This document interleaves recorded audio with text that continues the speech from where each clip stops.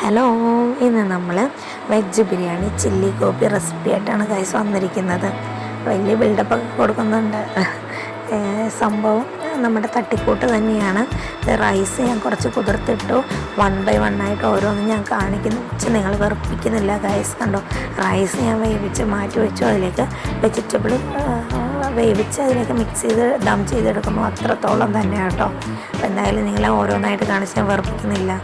Veg ഉണ്ടാക്കാനുള്ള reason എന്ന് പറഞ്ഞാൽ എൻ്റെ മൂത്ത കുട്ടി കന്നിസ്വാമിയായിട്ട് മാലയിട്ടിരിക്കുകയാണ്. അതുകൊണ്ട് നമുക്ക് നോയമ്പ് നോറ്റ് തുടങ്ങി. അവൻ മല ചവിട്ടി വരുന്നവരെ നമുക്ക് നോയമ്പാണ്. അപ്പോൾ അവന് ഞാൻ എന്തായാലും ബിരിയാണി ചില്ലി ഗോബി ഉണ്ടാക്കി കൊടുക്കാമെന്ന് വിചാരിച്ചു.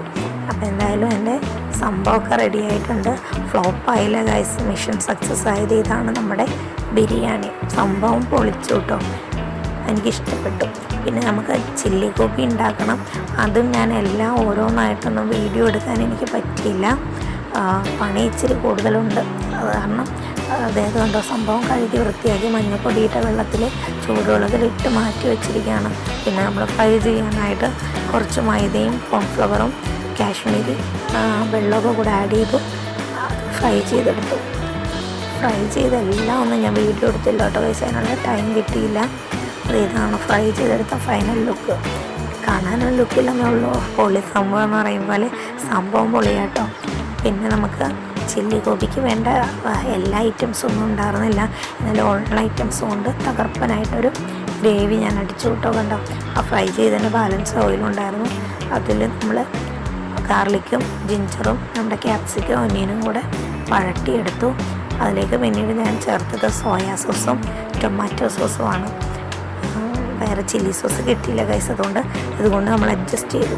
പിന്നെ അതിലേക്ക് ഞാൻ പിന്നീട് ആഡ് ചെയ്തത് കോൺഫ്ലവർ കുറച്ച് വെള്ളത്തിൽ ഡൈലൂട്ട് ചെയ്തിട്ട് അതും കൂടെ മിക്സ് ചെയ്തു, ആ ഗ്രേവി തിക്കായിട്ട് കിട്ടാൻ വേണ്ടിയിട്ട്. എന്തായാലും സംഭവം പൊളിച്ചുകൂട്ട. ഇതാണ് അതിൻ്റെ ഫൈനൽ ലുക്ക്. അപ്പോൾ എന്തായാലും എൻ്റെ ഈ വീഡിയോ എല്ലാവർക്കും ഇഷ്ടപ്പെട്ടെന്ന് കരുതുന്നു.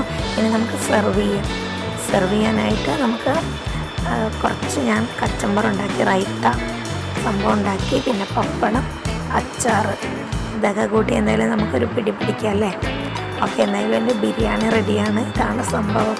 എൻ്റെ വീഡിയോ എല്ലാവർക്കും ഇഷ്ടപ്പെട്ടെന്ന് കരുതുന്നു. കണ്ട് ലൈക്ക് ചെയ്യുക, സബ്സ്ക്രൈബ് ചെയ്യുക, ഷെയർ ചെയ്യുക. ഓക്കെ, ടാറ്റാ.